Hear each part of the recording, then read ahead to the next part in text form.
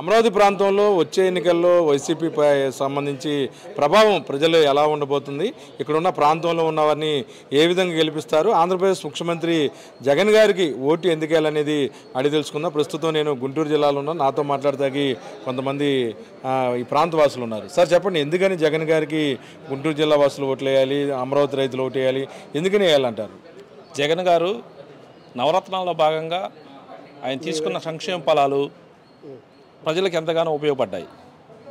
అద్దాల మేడలు, ఎత్తైన భవంతులే ఆర్థిక అభివృద్ధి కాదని, మానవాభివృద్ధి జీవన ప్రమాణాలన్నీ కూడా జీవన ప్రమాణం పెంచుకోవటమే మానవాభివృద్ధి అని డాక్టర్ బిఆర్ అంబేద్కర్ గారు తెలియజేసిన విధంగా అంబేద్కర్ గారి యొక్క ఆశయ సాధన కోసం కృషి చేసిన వ్యక్తి జగన్మోహన్ రెడ్డి గారిని మేము నమ్మాము. మేము ఎస్సీకి సంబంధించిన ప్రతి ఒక్కరు కూడా మరలా సీఎం జగన్ గారే కావాలనేది నినాదము. ఈ సంక్షేమ ఫలాలన్నీ కూడా డైరెక్ట్గా దళిత బడుగు బలహీన వర్గాలకు అందుతున్నాయి కాబట్టి ఆయన మరలా సీఎంగా ఉండాలి, ఆయన ఉంటేనే ఈ బడుగు బలహీన వర్గాలకి ఆశాజ్యోతిగా ఉంటారని, ఆయన మరి కొంతకాలము సీఎంగా కొనసాగి ఈ ఆంధ్ర రాష్ట్రాన్ని అభివృద్ధి పదంలో తీసుకెళ్తూ ఆర్థిక అసమానతలు, పేదరిక నిర్మూలనకు, విద్యారంగానికి ఇచ్చిన ప్రాధాన్యత అంతా ఇంత కాదు. పేద బడుగు బలహీన వర్గాల అభివృద్ధి చెందాలంటే విద్యారంగానికి ప్రధాన పాత్ర పోషించాలి.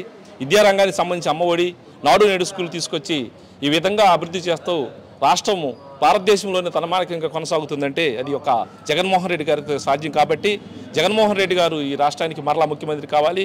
అదేవిధంగా మనం ప్రీతమ నాయకురాలు మాజీ హోంశాఖ మార్చులు సుచేత మేడం గారు కూడా ఈ నియోజకవర్గానికి అమితమైన సేవ చేశారు. వారి యొక్క కృషితో ఈ పత్తిపాడు నియోజకవర్గం కూడా ఎంతో అభివృద్ధి చెందింది. వారి యొక్క అడుగుజాడల్లో ఈ రాష్ట్రము అభివృద్ధి చెందడానికి కూడా కావాల్సిన మౌలిక వసతులన్నీ కూడా ఇక్కడ పత్తిపాడు నియోజకవర్గం ఏర్పాటు చేసింది. కాబట్టి మేడం గారు ఎక్కడున్నా కానీ డైనమిక్ లీడరు. ఆమె తాటికొండ అయినా పత్తిపాడు అయినా కానీ ఒంటరి పోరాటంలో నెగ్గి వచ్చే మనిషి. కాబట్టి ఈ వాదనలకి భిన్న అభిప్రాయాలకు కూడా తలమానికంగా ఎదురుంటూ ఆమె తాటికొండలో తప్పనిసరిగా విజయం సాధిస్తున్న ఆశాభావంతో మేమందరం ఉన్నాము.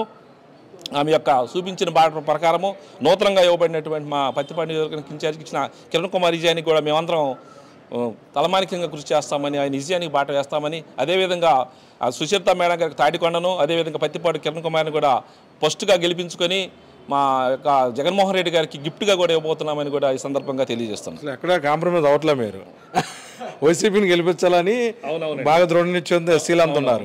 మరి పక్కన కొంతమంది యూట్యూబ్ ఛానల్స్లో గౌరవ యువ ముఖ్యమంత్రిని ఉద్దేశించి రకరకాలుగా స్థాయిలు మర్చిపోయి మాట్లాడుతున్నారు.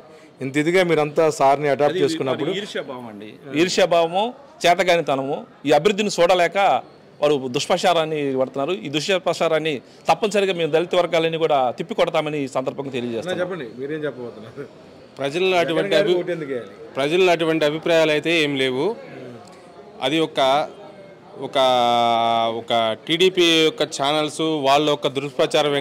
కానీ ప్రజల్లో అయితే జగన్మోహన్ రెడ్డి గారికి 100% ఓటేయడానికి ప్రజలందరూ సిద్ధంగా ఉన్నారు. వాళ్ళ ఛానల్స్ మాత్రమే దీన్ని ఒక దుష్ప్రచారంగా వాడుకుంటున్నారు. ప్రజలు అందరూ సంతోషంగా ఉన్నారు. వాళ్ళు ఎప్పుడు కూడా జగన్మోహన్ రెడ్డి గారికి మళ్ళీ ఓటేసి రుణం తీర్చుకోవడానికి సిద్ధంగా ఉన్నారు. ఇప్పుడు చెప్పండి, మీరు 2-3 ఎలక్షన్లన్నా చూసుంటారు డైరెక్ట్గా. జగన్ గారికి ఓటేయటం వల్ల ఉపయోగం ఏంటి? ఎక్కడైనా జగన్ గారి వల్ల లబ్ధి పొందిన వాళ్ళు మీతో ఉన్న అభిప్రాయాలు చెప్పుకుంటారు, ఒక ఎమోషనల్గా ఏమన్నా? ఎస్సీలు కానీ, బీసీలు కానీ, మైనార్టీస్ కానీ అందరూ కూడా వాళ్ళ యొక్క జీవన శైలిని మెరుగుపరుచుకోవడానికి ఒక వైఎస్ఆర్ కాంగ్రెస్ పార్టీ మాత్రమే, జగన్మోహన్ రెడ్డి గారి ఆధ్వర్యంలో మాత్రమే ఎస్సీలు, బీసీలు, మైనార్టీస్ అందరూ కూడా చాలా సంతోషంగా, ఆనందదాయకంగా ఉన్నారు.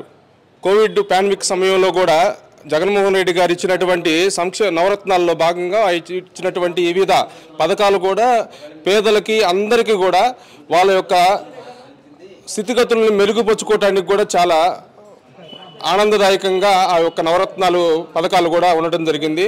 మళ్ళీ జగన్మోహన్ రెడ్డి గారు ముఖ్యమంత్రిగా ఉంటేనే బడుగు బలహీన వర్గాలు అందరూ కూడా బలంగా వాళ్ళ జీవనశైలిని మెరుగుపరుచుకొని ముందుకెళ్ళడానికి తోడ్పడుతుంది.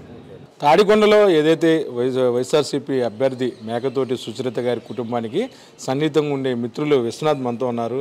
సార్ చెప్పండి, తాడికొండలో గెలుపోటములు అనేవి ఎలా ఉండబోతున్నాయి? వాళ్ళ ఫ్యామిలీకి ఇప్పటికే అక్కడ ఏదైతే గ్రామీణ ప్రాంతాల్లో సేవలకు సంబంధించి వాళ్ళ తండ్రి గారి దగ్గర నుంచి కూడాను బాగా ప్రజల్లో విశేషమైన స్పందన లభిస్తుంది. అంటే వారి ఫ్యామిలీని దగ్గరగా చూసిన వ్యక్తిగా మీరేం చెప్పదలుచుకున్నారు? ఫస్ట్ మేడం గారికి విష్ హ్యాపీ బర్త్డే. ముఖ్యంగా ఏంటంటే వాళ్ళ నాన్నగారు గత 30 years పూర్తిగా ప్రజాసేవకే అంకితమయ్యి ఆయన కొన్ని వందల మందికి ఉచితంగా కానీ ఆయనకున్నటువంటి ఓపికన్నా లేకున్నా కానీ పేషెంట్ వచ్చినప్పుడు కిందకి అర్ధరాత్రి అపరాత్రి అయినా వచ్చి చూసి అనేక మంది మన్ననలు పొందినటువంటి వాళ్ళ నాన్నగారి యొక్క సేవలు డాక్టర్ గారు అది ఆ పరంపరలోనే మేడం గారు అక్కడ పిరంగిపురంలో ఫస్ట్ జడ్పీటీసీగా రాజశేఖర రెడ్డి గారి బ్లెస్సింగ్స్ తోటి మొట్టమొదటిసారిగా గెలవడం జరిగింది. అక్కడి నుంచి వచ్చిన తర్వాత మేడం గారు కానీ దయాసాగర్ గారు కానీ ఇద్దరికీ చాలా సౌమ్యమైనటువంటి వ్యక్తులు వీళ్ళిద్దరు. ఎవరన్నా కానీ వెళ్తే మంచిగా మాట్లాడడం కానీ పలకరించడం కానీ వాళ్ళ కష్ట నష్టాలు మేడం తెలుసుకొని వాళ్ళకి ఏదన్నా వాళ్ళకి తోచినటువంటి హెల్ప్ ఏ విధంగా కావాలో ఆ విధంగా చేసిన సందర్భాలు అనేకమైన ఉన్నాయి. అందువల్ల ఆవిడకి ఖచ్చితంగా బ్లెస్సింగ్స్ వాళ్ళ నాన్నగారి బ్లెస్సింగ్స్తో పాటు ఇప్పుడు ఎవరైతే ఆయనకి టికెట్ ఇచ్చారో మేడం గారికి ఆయన బ్లెస్సింగ్స్ కానీ నిండుగా ఉండి ఆవిడ ఖచ్చితంగా గెలుస్తారని భావిస్తున్నాను నేను. మొత్తమే కూడాను తాడికొండ నియోజకవర్గంలో మేకతోటి సుచరిత గారు ఒక విధంగా గెలిచినట్టే అంటున్నారు స్థానికులు. మొత్తమే కూడాను ఆంధ్రప్రదేశ్ యువ ముఖ్యమంత్రి వైఎస్ జగన్మోహన్ రెడ్డి గారు ఏదైతే సెలక్షన్ చేశారో దానికి కట్టుబడి స్థానికంగా ఉన్న వైసీపీ పార్టీ శ్రేణులను కూడాను సుచరిత గారి కోసం బాగా పనిచేస్తున్నాయి. వీడియో జర్నలిస్టు విజయకృష్ణతో కలిసి ఐ డ్రీమ్ కోసం అబ్దుల్ అలీం, తాడికొండ.